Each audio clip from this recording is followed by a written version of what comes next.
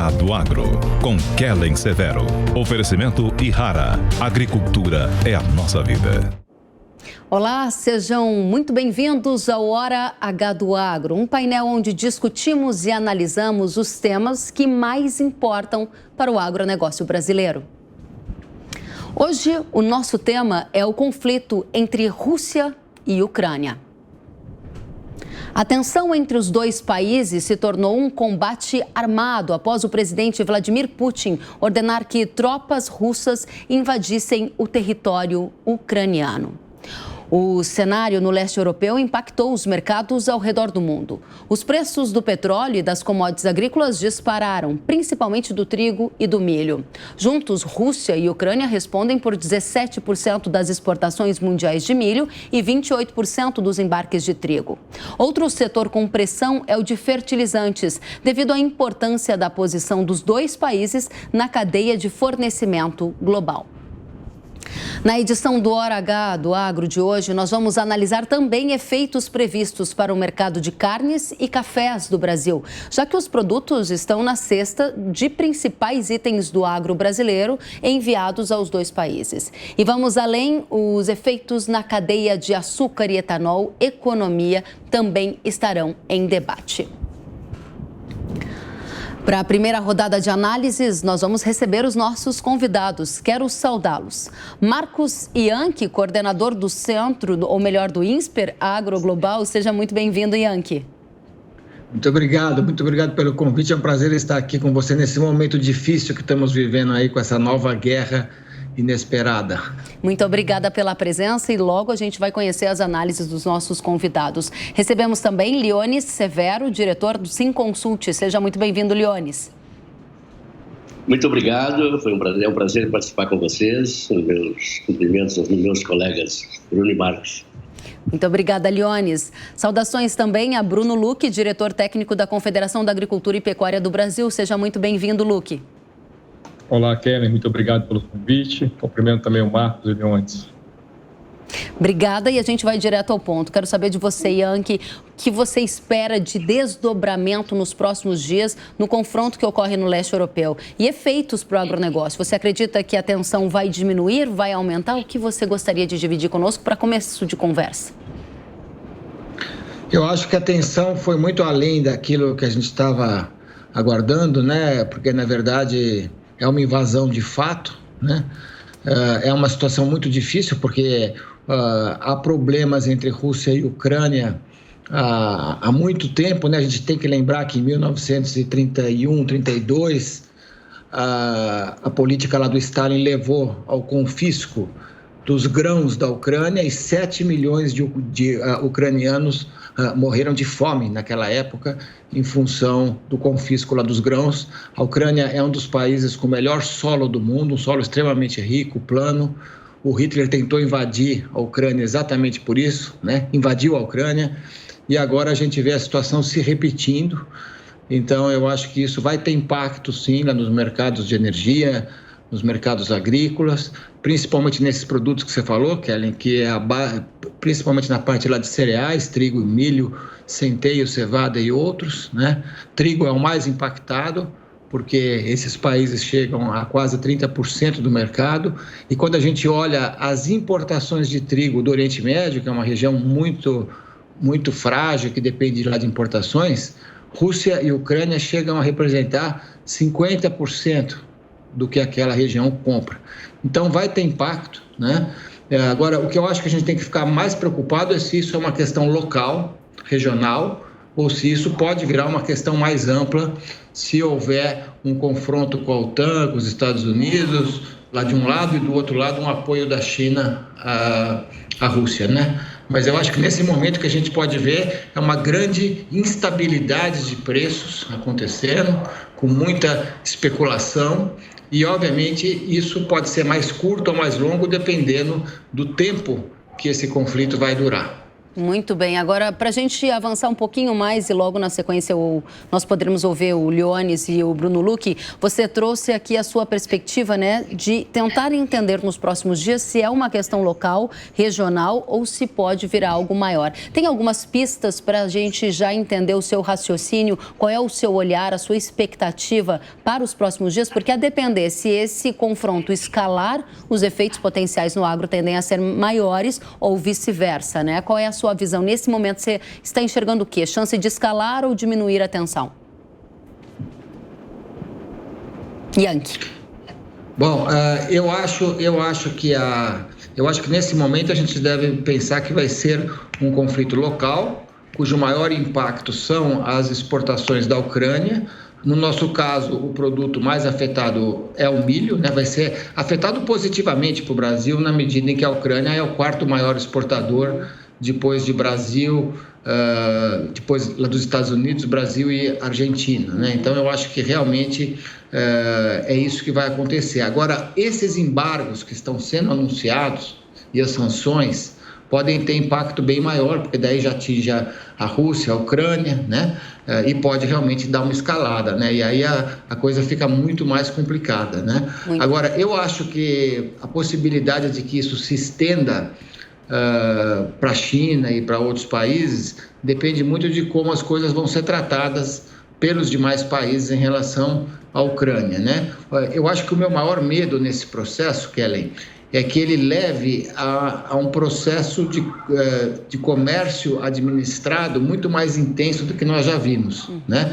A gente tem que lembrar que, alguns anos atrás, Estados Unidos e China fizeram um acordo, né, bilateral de aumento de comércio com metas, etc. Foi a política lá do Trump. A gente tem que lembrar que a Organização Mundial lá de Comércio já não funciona mais porque não há a nomeação dos juízes do órgão de apelação, portanto não dá para a gente conseguir reclamar até a última instância. E agora vem esse conflito que pode gerar algumas novas coalizões pelo mundo, né? Europa e Estados Unidos de um lado, a Rússia com a China. Então, se a gente caminhar para isso, aí eu acho que os impactos podem ser muito complicados, porque aí começa a atingir o nosso maior mercado, né? Que é o mercado asiático. E a gente sabe que a Rússia e os países do leste europeu são os nossos maiores concorrentes potenciais, né? Eu acho que a região no mundo que mais pode competir conosco no médio e longo prazo é exatamente essa região, porque tem 100 milhões de hectares de terras agricultáveis e a mudança do clima está viabilizando o plantio em áreas mais ao norte da Rússia. Então, essa é uma região que, se ela faz um acordo lá na frente mais forte com a China, ela pode nos afetar em grãos, oleaginosas e proteínas animais. Eu acho que essas são as 3 áreas onde a gente corre mais risco se lá na frente houver uma coisa mais global. Se for regional, o principal impacto é na Ucrânia. Ótimo. Então, a gente tem uma situação para o caso de haver uma situação mais global, uma situação mais regional. O Yankee trouxe o elemento China. A gente vai entrar nesse tema ainda no programa de hoje, numa rodada na frente. Te agradeço pela participação inicial, Yankee. Leones Severo, gostaria de perguntar a você, durante a semana, você acompanhou os impactos nos preços de grãos, preços que beiraram recordes históricos, preços de soja, de milho, de trigo, né, em alguns momentos do mercado. Qual a tendência para os preços de grãos a partir de agora, para trigo, para milho? E você espera uma escalada do confronto ou uma diminuição na próxima semana? Bem, Kelly, o mercado já vinha com esse artista, né? O descolamento dos fertilizantes. Os fertilizantes sempre foram submissos aos produtos agrícolas, né? Poderia ser diferente. Então, eles perderam todas as relações, superaram qualquer expectativa, continuam preços elevados, não há compatibilidade entre os preços agrícolas e os preços fertilizantes. Eu penso que, se o preço dos fertilizantes não cederem, as agrícolas terão que ir buscar essa referência, essa compatibilidade, e isso nos aponta para um preço muito alto, talvez o maior da história. Já tivemos nesses dias um desenvolvimento extra-fundamento, que foi essa invasão. Isso não é um fundamento de mercado, não se impõe, né? Então, por isso que o mercado voltou. Mas o viés altista continua em todos os agrícolas, porque principalmente o milho, o trigo e a soja, eles se compensam, eles têm conteúdos substitutivos e também hoje o que se disputa é a área, né? Então, eu espero que todas as commodities continuem em escalada altista simultâneo. Quanto a essa guerra aí, é uma tristeza, mas a gente tem que localizar que os dois lados também cometeram, né, imprudências e avançaram um pouco além do que estava prometido, que foi em 92 com a dissolução da União Soviética, que a Rússia não invadiria a Ucrânia e a OTAN não iria para os países do leste europeu, mas dos 11 países já está em 8, quer dizer, então é um avanço, um despropósito, né? E isso pode ter consequências graves, sim, principalmente naquilo que você falou, que é exatamente os fertilizantes, né? Que a gente é extremamente dependente do fosfato, principalmente, e isso pode ter uma série de consequências, porque ninguém vai plantar no prejuízo, né?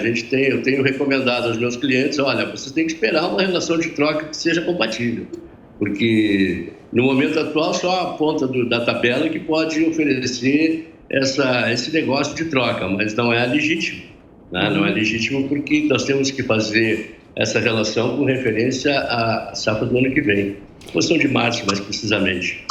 Muito bem, esse é um ponto importante para a nossa audiência que acompanha e pergunta muito sobre efeitos para a safra 22-23. Eu continuo com você, Leone Severo, para perguntar, neste momento, qual é a medida, a decisão, a atitude do agricultor, porque muitos estavam vendo uma relação de troca um pouco melhor à medida que os grãos subiam de preço, mas os fertilizantes estavam estabilizados em patamares ainda altos, mas a relação de troca havia melhorado na comparação de alguns meses atrás. Objetivamente, eu ouvi de agricultores que em regiões do país não há nem lista de preço de fertilizantes nesse pré-carnaval, porque o mercado ficou tão volátil que as empresas se retiraram de vendas, cooperativas também não disponibilizaram cotações. O que se faz num momento como este?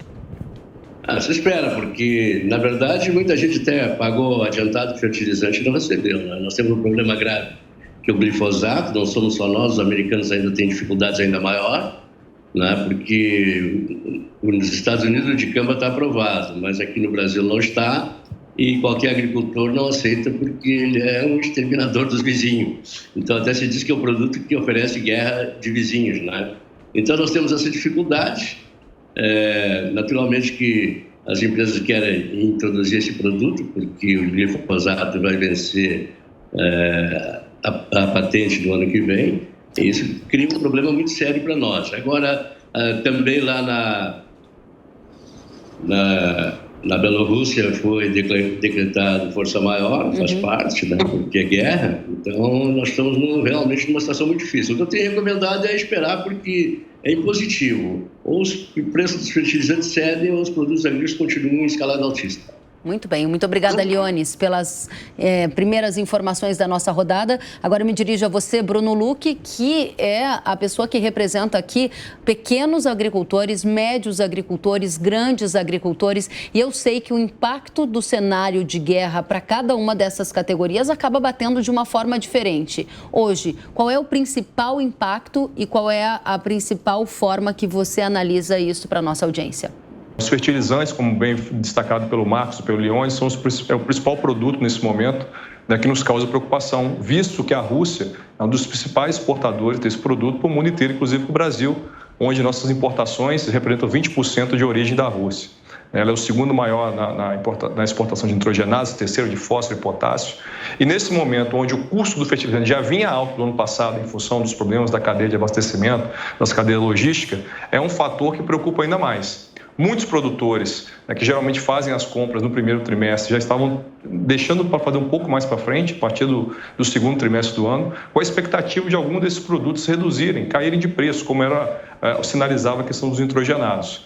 Porém, agora com esse contexto, né, vai caber toda uma revisão de estratégia, né, para ver como esse mercado vai se comportar. Fora isso, a Rússia também é um grande produtor de gás natural, né, que afeta drasticamente não só a produção de nitrogenados, como a produção de defensivos químicos, né, principalmente na Europa, onde muitos produtos também são feitos, tem uma relação muito forte com a questão energética, Então, uma crise energética também, nesse momento, elevaria o custo de alguns defensivos químicos. A alta também do petróleo impacta diretamente não só os custos logísticos aqui no Brasil, não só para o agro, mas para todos os setores da economia, também como as questões ligadas a algumas commodities específicas, né? Na questão do açúcar, que aí você tem uma elevação, uma possível produção de etanol maior, enfim, que aí mexe mais com a questão do preço.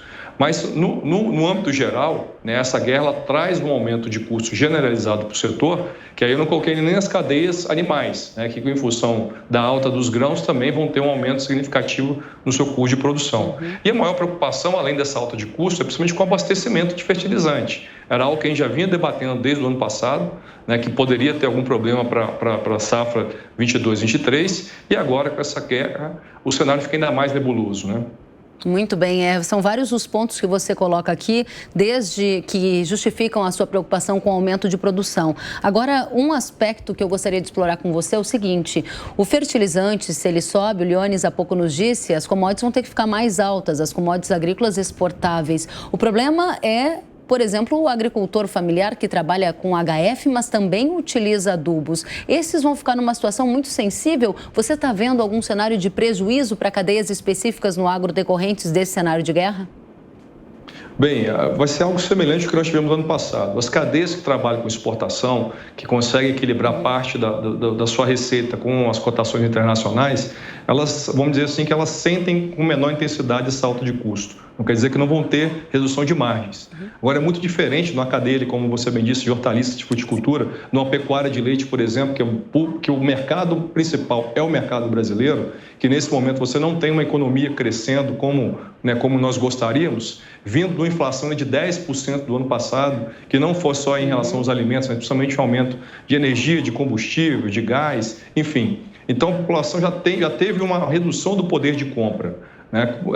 O repasse desse grupo de produtores, independente do perfil, lógico que o pequeno ele tem sempre um capital de giro menor, né, nesse momento, então ele sofre muito mais que o médio e o grande, mas por cadeia produtiva, nós temos um impacto muito maior com essa alta de custos, não só para a questão de fertilizantes, defensivos e ração, mas também combustível, em função da dependência maior do mercado doméstico, onde o repasse de preço ao consumidor é muito mais complicado nesse momento. Então, certamente, esses produtores vão ter um achatamento de margem muito maior que os produtos que são commodities e que têm cotação internacional. Muito obrigada, Bruno Luque. A gente volta agora para falar com o Yankee. Damos início à nossa segunda rodada. Yankee, eu prestava muito atenção, inclusive anotava aqui, sobre algo que você mencionou ainda na primeira rodada, sobre a aproximação entre Rússia e China, numa eventual escalada das tensões lá no leste europeu, para uma questão mais global. Aí a gente tem as chamadas coalizões, foi assim que você nomeou, me corrija se eu estiver errada. E a minha pergunta para você,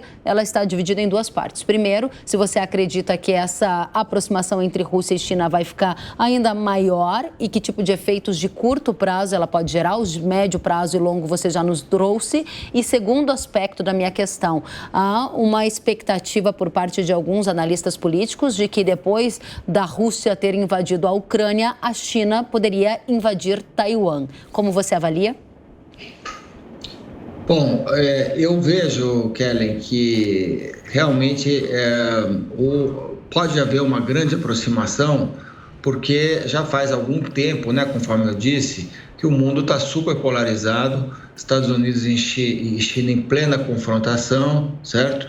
E a China puxou a Rússia para o seu lado, né? A Rússia estava entre ser mais eurocêntrica ou mais asiocêntrica, e eu acho que ela vai ser mais asiocêntrica. A visita do presidente da China ao presidente Putin deixou isso muito claro, né? Ele falou em relações sem precedentes e sem limites, né? Então, realmente, eu vejo aí com muita preocupação uma aliança Rússia-China, né? No caso do agro, nós estamos falando do maior importador de agro do mundo, que é a China, e estamos falando de uma região que tem uma imensa capacidade de expandir produção, conforme eu já disse, cereais, oleaginosas e proteínas animais, principalmente, né? E, inclusive, ele disse, a Rússia já foi grande importadora de carnes do Brasil e está se tornando autossuficiente mesmo exportadora nesse momento, né?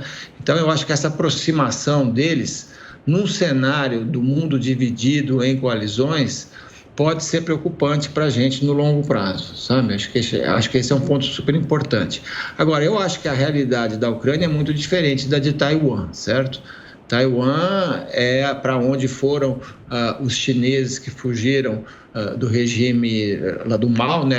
E foi lá que os Estados Unidos colocaram as suas bases e aí realmente se eles invadem Taiwan, aí eu acho que é uma escalada muito grande de conflito. Eu não vejo a China fazendo isso.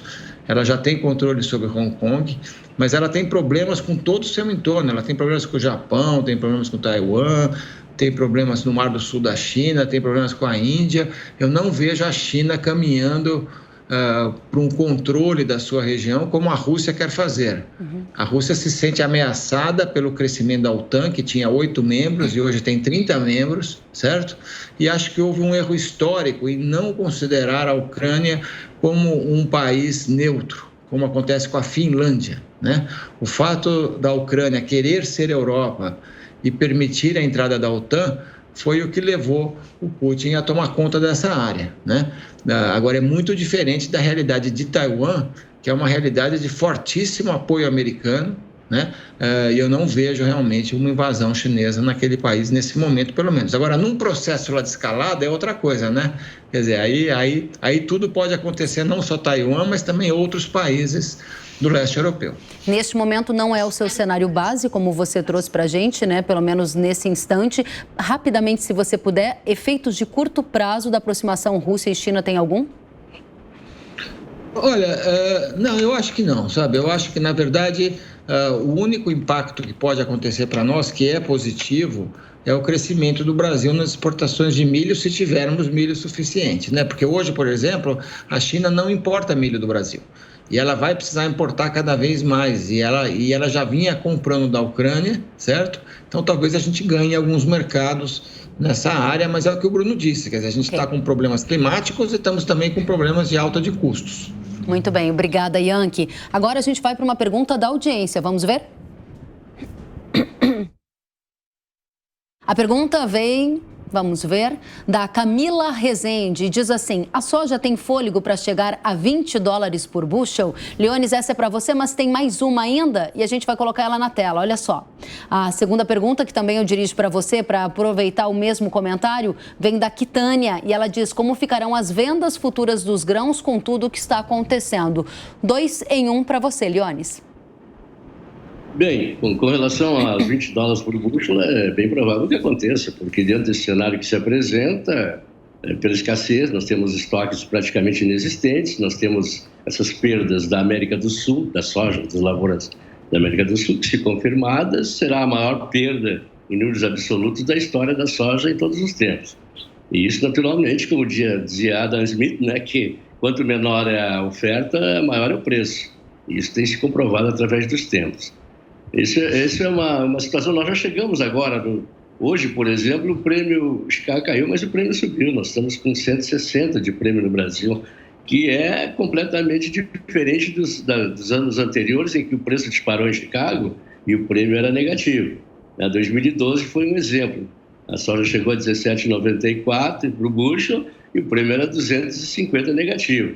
Hoje nós temos a soja a $16, que já chegou a 17,65 e temos um prêmio positivo de 160. Isso sinaliza que não existe produto suficiente, né? E que o preço de resgate está presente em todos os momentos, desde que iniciou a safra. E se confirmada essa situação da Argentina, do Rio Grande do Sul e do Paraná, que tiveram grandes perdas, e isso naturalmente é mais agravante, porque esses lugares são os maiores produtores, né, esmagadores de soja e grandes fornecedores de subprodutos, farelo e óleo de soja, a situação ainda é mais grave. Okay. Porque a Argentina é o primeiro exportador de farelo do mundo, o Brasil é o segundo e os Estados Unidos é o terceiro. E o óleo argentino é o primeiro. Então nós temos essa defasagem com estoques extremamente baixos. O trigo também tem um estoque extremamente baixo, né, porque de todos os tempos, é o menor estoque em relação à utilização que estamos presenciando esse ano. O mercado ainda não processou todos esses fatores extremamente positivos, como é a consolidação da quebra da safra sul-americana, ele apenas até agora processou a alta dos preços dos fertilizantes. E mais recentemente essa guerra, mas isso é extra-mercado e não pode ser considerado.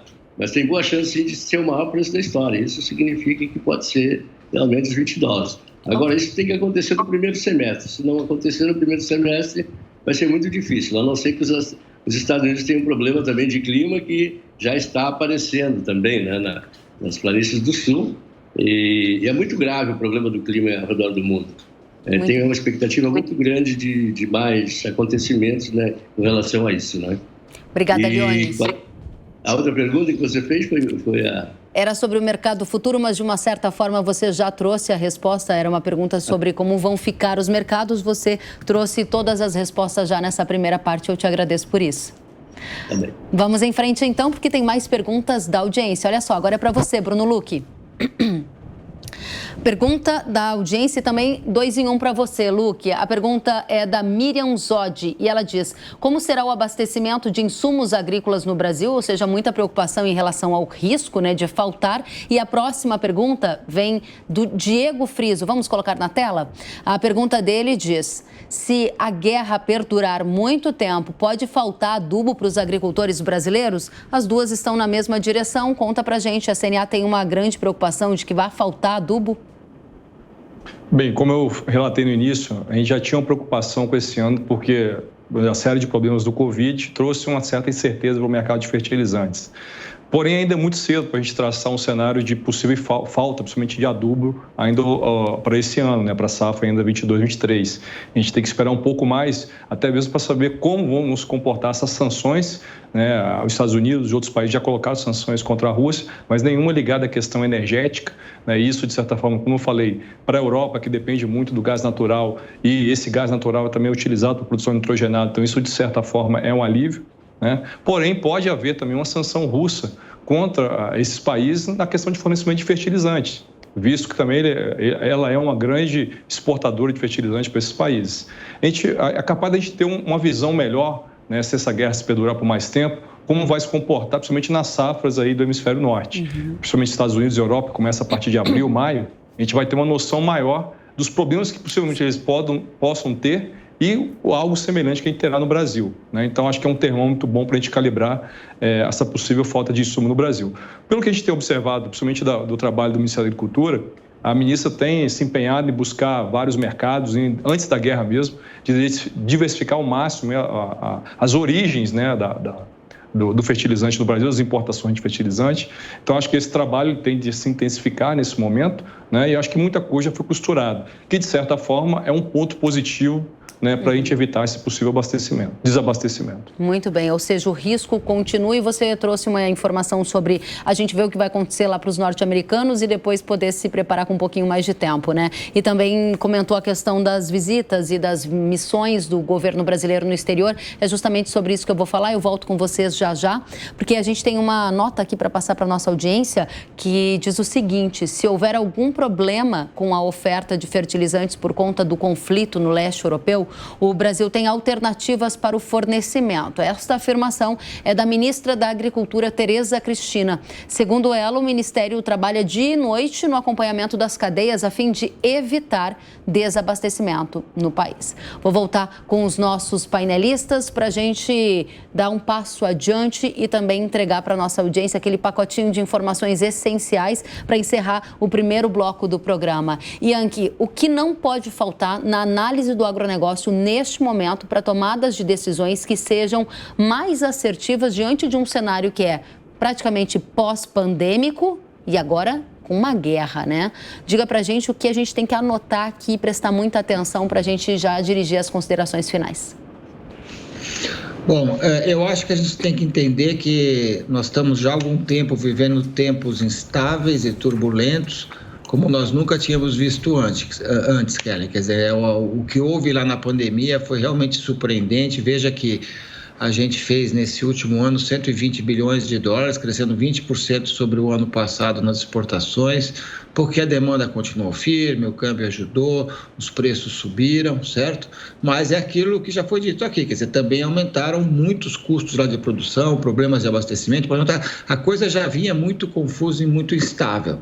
E essa guerra só vai tornar as coisas ainda mais instáveis. Eu acho que o produtor tem que se preocupar ainda mais com as questões ligadas à gestão climática, né? As questões climáticas, a riscos climáticos, né? Que são cada vez mais frequentes, secas, geadas, etc. Riscos de gestão, riscos de comercialização e riscos regulatórios que aqui no Brasil não são pequenos, né? Então, eu diria que a gente pode ter algumas oportunidades nesse processo, mas são tempos estáveis, são tempos que exigem muita atenção com aquilo que vai ser feito na produção agrícola. Eu acho que a gente tem mais oportunidades a partir de alguns mercados que se abrem, mas o produtor tem que se preparar e fazer a gestão, fazer hedge, fazer garantia de preço, tomar muita atenção com a questão cambial, né? Veja que o câmbio caiu, né, bastante nesses últimos tempos. O que vai acontecer com esse câmbio daqui a pouco, em função de guerra ou não, ou das eleições aqui no Brasil, que é mais um fator complicador também.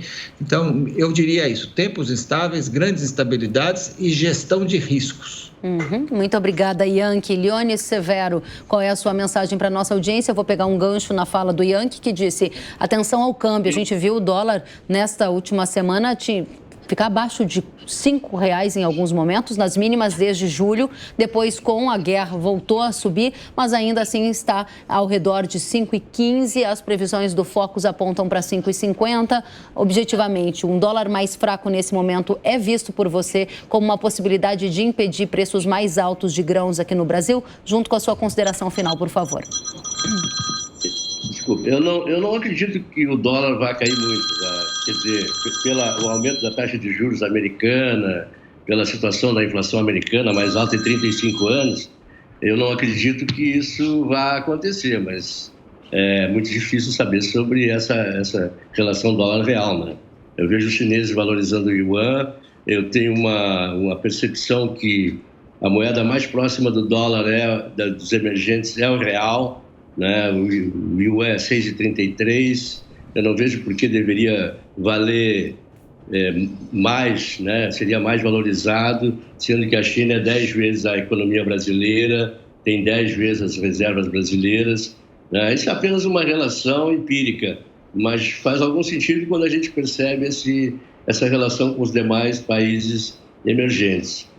Então, eu tenho a expectativa que, até porque, né, hoje o Brasil é protagonista, é o maior produtor de soja, exportador, e o preço internacional tem muito a ver com a disposição e a conveniência do produtor brasileiro. Eu tenho alertado isso tem sido efetivo, porque os Estados Unidos já está vencido na área, tem dificuldades da expedição portuária, tem uma série de dificuldades, porque eles têm muitas safras coincidentes, né? Então, eles não têm capacidade de abastecer, por exemplo, o processamento chinês de um mês, só consegue a metade. Enquanto que o Brasil tem 2 grandes safras alternadas e, naturalmente, a qualidade do nosso produto também é superior à americana. Nós temos um prêmio, inclusive, de 20 centavos por bushel acima da soja norte-americana, pela qualidade. Nós temos uma vantagem de frete para a Ásia, da Brasil para a Ásia, sobre os Estados Unidos, de $12 por tonelada, né? Chega a ser, às vezes, até 45 centavos. E nós temos que capturar essa vantagem que nós temos, que nós, na maioria das vezes, não aproveitamos. Mas eu sou muito otimista, acho que a China tem essa relação fantástica com o Brasil, e precisa do Brasil, e eles vão continuar demandando muito produto, com certeza. Muito obrigada, Leone Severo. Bruno Luque, vou pegar 2 questões aqui que ficaram na mesa e te dar a oportunidade de trazer as considerações finais. Leones acabou de falar de frete, gostaria de saber como que você está vendo a logística naquela região de guerra, né? Os portos fechados. A gente teve, inclusive, informações de que a Cargill teve um navio atingido por um projétil, e tudo isso gera um ambiente de instabilidade. A própria Bunge, né, parou com as operações ali na Ucrânia. Objetivamente, efeitos da logística aqui para o agro do Brasil. E segundo, uma pergunta que veio da audiência: com toda essa instabilidade, como fica o plano safra, né? Se a inflação sobe, o juro sobe, dá para colocar tudo isso numa consideração final, Bruno?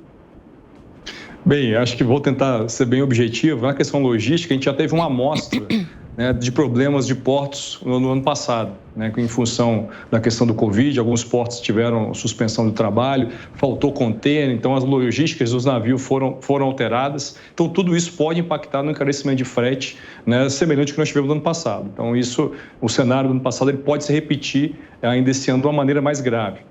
Em relação ao Plano Safra, acho que aí o produtor, né, esse ano ele já teve o desafio climático, né, essa seca intensa aí no sul do país e no Mato Grosso do Sul, as enchentes em Minas e parte do Nordeste, né, teve a suspensão do crédito rural agora no início de fevereiro, que só retomou essa semana parte do recurso do Pronaf. O resto do crédito do Plano Agrícola ainda não tem perspectiva de retomar, então isso já traz uma preocupação maior. E uma Selic que tem uma previsão de fechar o final do ano com mais de 11%.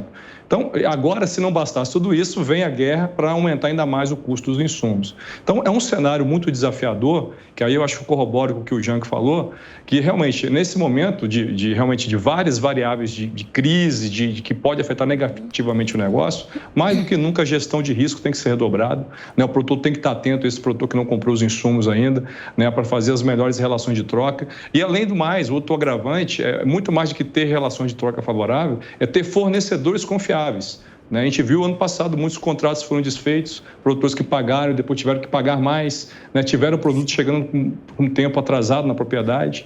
Então, acho que além de tudo isso, buscar fornecedores confiáveis nesse momento, em que pese, né, muitos dos problemas ainda são difíceis de mensuração, eu acho que faz parte desse leque de variáveis que o produtor tem que controlar para conseguir ter sucesso ainda esse ano. Bastante instabilidade, bastante desafios e algumas oportunidades muito bem destacadas por vocês. Obrigada, Luque. Quero agradecer aos convidados da nossa primeira rodada do painel Hora H do Agro de hoje. Marcos Jank, coordenador do INSPER Agro Global. Muito obrigada pela companhia. Volte sempre, Marcos. Obrigada a você. Obrigada a você, a Leone Severo, diretor do Simconsult. Obrigada, volte sempre, Leones. Obrigado. Bruno Luque, diretor técnico da Confederação da Agricultura e Pecuária do Brasil. Os nossos agradecimentos, volte sempre.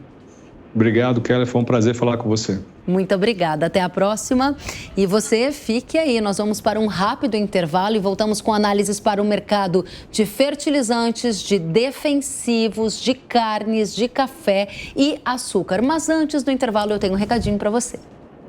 Olá, agricultor. Tenho uma boa notícia para você. Vem aí a Expo Direto Cotrijal, uma das maiores feiras agrícolas do mundo, que vai acontecer de 7 a 11 de março.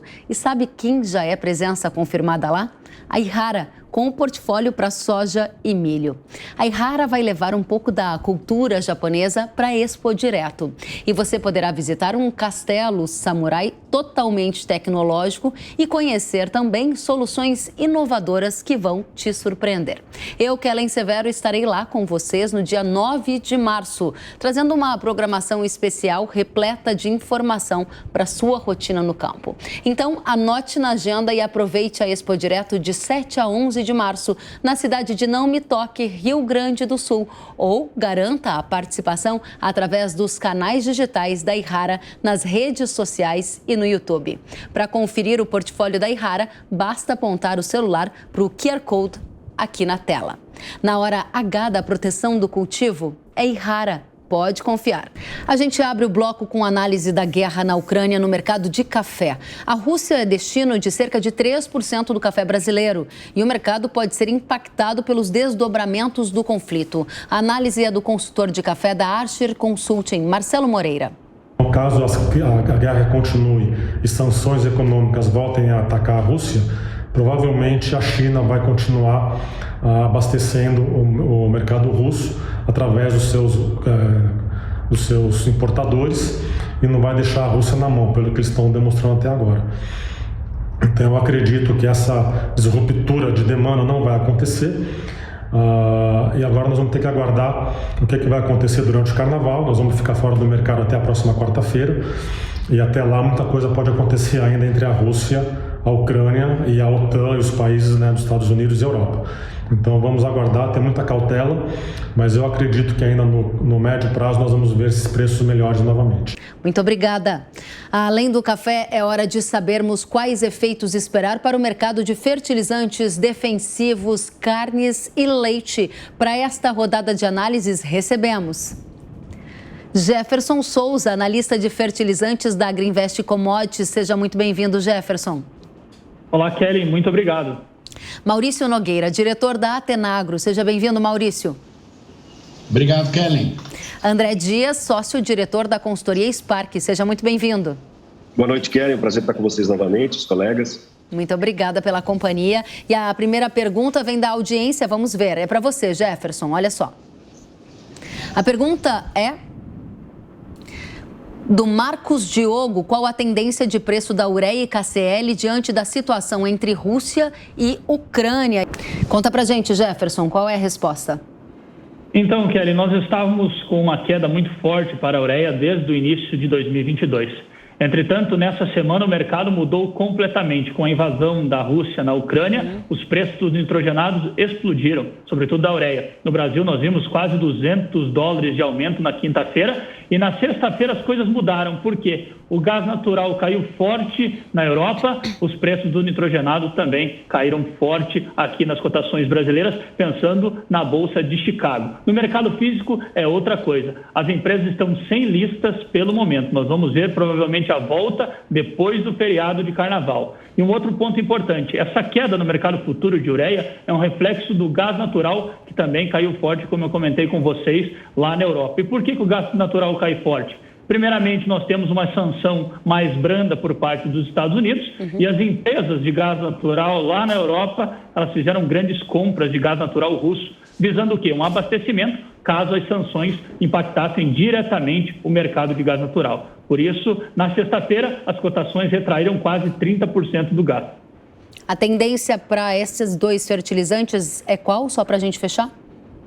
Se nós olharmos a ureia, ela vai ser bastante volátil, nada está consolidado. Ela subiu muito em um dia, caiu muito outro dia, só que se aumentar as sanções envolvendo tanto a Europa como também os Estados Unidos contra a Rússia, o cenário pode voltar a ser de alta, nada está consolidado ainda. Muito obrigada, Jefferson. Mais perguntas da audiência e agora é para você, Maurício. A pergunta vem do Pedro Vurzius e ele quer saber qual o impacto no preço do boi gordo. Qual o impacto da guerra na Ucrânia no preço do boi gordo? Conta pra gente. Kelly, a gente acredita que o conflito por hora não vai ter condição nenhuma de impactar. Nós já estamos num cenário de baixa oferta, tanto internacional como aqui no Brasil. Os preços já estão em patamares elevados. A Rússia é o nono do ranking de exportação de carne bovina brasileira, né? Exporta mais ou menos aí 2%, importa, né? Mais ou menos 2% do que é exportado pelo Brasil. E mesmo que a gente tenha um problema muito grande se estendendo aí por 2, 3 meses, dificilmente nós teremos um impacto, por exemplo, como foi igual o da China lá atrás, né? Então, em termos de preço de boi, a gente acredita que não vai afetar muito. Isso serve também para suínos e aves, se puder responder rapidamente? A mesma coisa em relação a puxar a carne. Agora, no caso de aves, principalmente, né, como nós vamos ter um impacto muito grande no custo de produção, eu acredito que o André Dias vai comentar, a gente vai aí sim afetar a oferta lá na frente. Né? Como toda a produção de frango praticamente é integrada, a indústria não vai aumentar a produção se for para ter resultado ruim. Então, isso depende de ter uma perspectiva de preços melhores. Aí nós vamos ter a oferta estrangulando e aumentando o preço para depois começar a reagir de novo. Então, a inflação aqui no Brasil. Obrigada, Maurício. Pergunta da audiência agora para você, André. Vamos ver? Ela vem da Mariana Travino e diz assim: sobre o mercado de produtos químicos, pode prejudicar? A guerra vai prejudicar o mercado de defensivos, André? Mariana, Kellen, não. A gente tem, nem Rússia, nem Ucrânia, tem um papel estrutural fundamental na produção de ingredientes ativos, né? O Brasil importa muito ingrediente ativo para produção, para formulação e embalagem dos seus defensivos usados aqui, mas Rússia e Ucrânia não são produtores. Eles têm as suas plantas de formulação, de produção, eles são importadores de ativo também, para consumo próprio. Obviamente, eles têm uma área agricultável bastante grande, são importantes, tanto cevada, milho, né, entre outras culturas, então eles têm consumo, mas o consumo deles, a produção deles vai para o consumo deles mesmo, então isso não deve ter impacto estrutural, tá? Como tem papel China e Índia, que nós já discutimos várias vezes aqui com você. Agora, no então, caso não acredito que haja. Não acredita que haja em função da região da Rússia e da Ucrânia, mas em relação ao gás natural, que abastece, por exemplo, a Europa, a gente poderia ter um efeito colateral e aí sim estrangular a cadeia de defensivos? Mesmo Europa, né, a gente conversou isso um pouco, a migração da produção de ativos, a grande parte da produção de ativos é hoje no Oriente, né? Então nós temos China, Índia e países menores aí participando fortemente da produção de ingrediente ativo. Obviamente, a Europa tem uma produção grande de produtos formulados e algumas empresas aí muito individualmente podem trazer já alguns produtos formulados da Europa e aí sim o aumento do gás pode trazer um impacto direto aí no aumento desses custos, né? Mas, de novo, eu acredito, né, em termos de volume, em termos de produtos de grande importância, podem haver problemas pontuais, mas dificilmente algo do nível que a gente vivenciou os últimos meses, aí, ano, aí, estruturalmente, como a gente teve, tá? Muito obrigada, André. A gente vai adiante. A próxima pergunta é para você, Jefferson. Audiência super participativa aqui no Hora H do Agro. E a pergunta vem do Agenor Pilman. E ele diz: como deve ficar o Brasil em relação aos nitrogenados oriundos da Rússia? Conte pra gente, Jefferson. Olha, nesse primeiro momento, a gente tem uma preocupação em relação à logística, como que vai ficar a logística para o escoamento dessas matérias-primas da Rússia.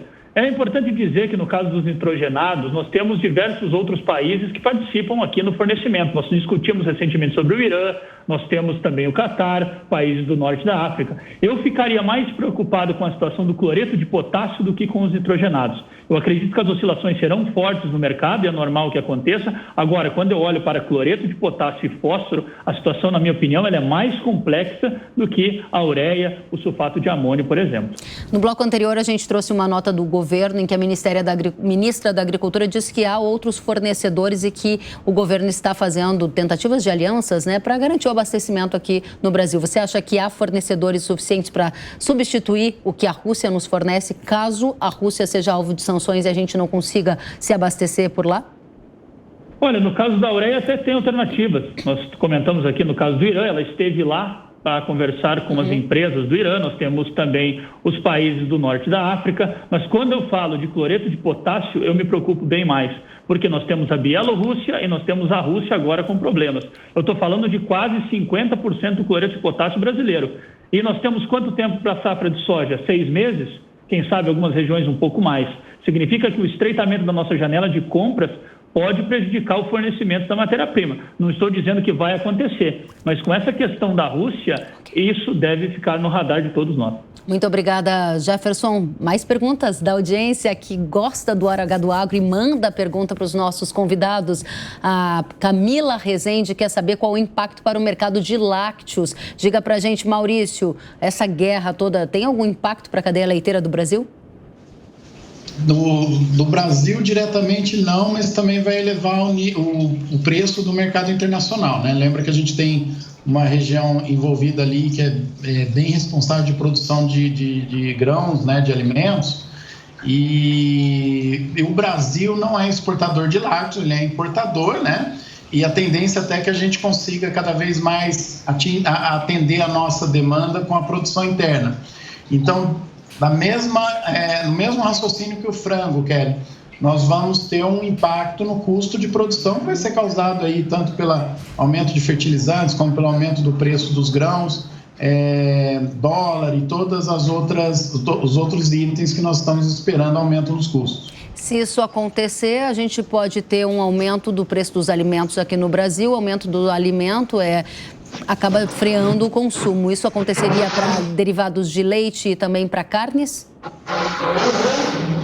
Sim, se o produtor começa a ter um custo muito alto, ele vai reagir, né, produzindo menos, diminui um pouco a oferta e acaba aumentando o preço lá na frente. Muito bem, obrigada, Maurício. Mais pergunta da audiência, vamos ver? Pergunta do Fernando Andrade e ele quer saber No setor de leite, qual o maior impacto? A gente já respondeu aqui do Maurício. Vamos adiante, tem mais perguntas agora sim para o André. Vamos colocar, a pergunta é do Fernando, é isto? Fernando Andrade. Obrigado a Daniel também, que enviou a pergunta, o Maurício já havia respondido. Fernando Andrade quer saber se devemos aguardar o mercado ou é melhor comprar os insumos agora antes que eles subam mais. Qual é a melhor estratégia, André? Planejamento. A gente comenta, várias vezes nós conversamos sobre isso, né, Kellen? Eu acho que essa é uma decisão muito delicada. Os colegas aqui colocaram um ponto importantíssimo sobre o fertilizante, a situação do cloreto, o aumento de preço de indireto, né, de alguns produtos por conta do aumento de custo. Por quê? Porque a Ucrânia e a Rússia são grandes produtores de produtos agrícolas, né? Dependem de produtos agrícolas, exportam. Eu acho que na questão dos insumos no Brasil, como eu já falei, o impacto previsto para defensivo é muito pequeno. Nenhuma das regiões tem influência forte. Porém, a gente está vivendo um momento bastante turbulento ainda, né? Internacional, logística, aumento de preço, etc. Eu acho que o fundamental aqui é um bom planejamento e uma estratégia de compras que garanta o seu hedge, né? A sua segurança. Então, uma parte da compra antes, atrelado à sua produção, outra parte especular, eu acho que faz parte da natureza do produtor, mas sempre com muito cuidado. Muito obrigada, eu volto com vocês já, porque agora a gente vai entrar num outro tema e a gente vai falar sobre o aumento dos preços da energia em decorrência da guerra. Isso pode levar usinas de cana-de-açúcar do Brasil a desviar a produção do açúcar para o etanol. E o resultado está em preços mais firmes no mercado. Vamos ouvir a análise. O mercado de açúcar deverá manter, portanto, o olho muito focado sobre o que vai acontecer no mercado de petróleo, uma vez que isso vai implicar em decisões de mix de produção de açúcar na região centro-sul do Brasil para essa próxima safra 22-23. A Ucrânia em si é um produtor relativamente importante no leste europeu, então talvez seja por isso que o mercado de açúcar vem corrigindo também outros ganhos nos últimos 2-3 pregões, uma vez que há dúvidas sobre o potencial de importações na Ucrânia de açúcar no curto e médio prazo, uma vez que, eventualmente, a Ucrânia precisa de importações de açúcar para cobrir o déficit no balanço doméstico. A Petrobras tem um espaço para ainda subir 20% o preço da refinaria, o que vai representar aproximadamente 8% de aumento no preço do combustível no posto, se ela passar integralmente essa diferença. Então, isso vai trazer, evidentemente, até por uma questão de arbitragem entre o etanol e o açúcar, uma firmeza no mercado do açúcar em nível mundial. Agora, essas coisas todas dependem de por exemplo, se o real continua se valorizando em relação ao dólar e outras questões que são periféricas. Então, mas se tivesse que hoje dar uma opinião firme sobre isso, eu acredito que nós vamos ter uma melhora no preço do açúcar no mercado internacional, mas muito ligado a essa contaminação que o preço da gasolina vai trazer para o etanol e, consequentemente, em sua arbitragem para o açúcar. Muito obrigada. E eu volto com os nossos especialistas para a gente amarrar a mensagem final para a nossa audiência neste programa que cobriu 360, ou seja, analisou cada um dos aspectos que a nossa audiência quer saber. Jefferson, a sua mensagem final para quem está interessadíssimo no mercado de fertilizantes. Compra agora, espera, vai subir mais, não vai? Conta para a gente. Você tem 30 segundinhos. Kellen, se o cenário já não era fácil no início de 2022, ele ficou mais complicado ainda. Eu acho que essa é a mensagem que nós temos. Nós não estávamos com 100% favorável, nós tínhamos muitas perguntas ainda. Agora, com essa situação envolvendo o leste da Europa, mais perguntas devem ser feitas daqui para frente, pode ter certeza. Ou seja, mais perguntas do que respostas no momento, né? Muito obrigada, Jefferson. Exatamente. Maurício, a sua mensagem para a audiência de pecuaristas do Brasil. Bom, Kelly, eu vou pegar um gancho no que o André Dias comentou aí de planejamento. Eu acho que o produtor não foge disso, né? Provavelmente, ainda está muito no começo esse conflito, né? Eu acredito, vou tentar ser um pouco otimista, acreditar que isso não vai se estender e nem ir para outros países, espero que não. Se continuar do jeito que parece que está se desenhando, não vai afetar o preço da proteína no Brasil. Então, a gente já está com o cenário dado de preço. mas vai afetar muito o custo de produção. Então, o produtor tem que ter muita cautela, muito cuidado, redobrar a atenção aí e produzir com muito mais zelo do que ele já tem feito nos últimos anos. Obrigada, Maurício. André, é o recado para quem está preocupado com defensivos. Bom, com todas as péssimas notícias que qualquer guerra traz para a gente, qualquer conflito armado traz, a boa notícia é que, em questão de defensivo, nós não devemos ver uma piora do cenário que a gente já viveu esses últimos 2 anos por conta de toda a pandemia, todas as complicações logísticas e aumento de dólar e volatilidade, etc. Então, no caso defensivo, não é por aí que a gente deve se preocupar, né? Então, acho que aí tem uma boa notícia nesse sentido, Kellen. Obrigada a você, André. Obrigada, Maurício. Obrigada, Jefferson. Agradecemos demais pela presença de todos. Até a próxima. E nós chegamos ao fim do programa Hora H do Agro. Eu agradeço a participação de todos e nós nos vemos na próxima semana. Até lá.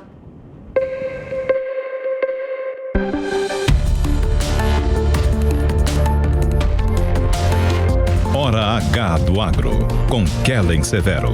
Oferecimento Ihara. Agricultura é a nossa vida.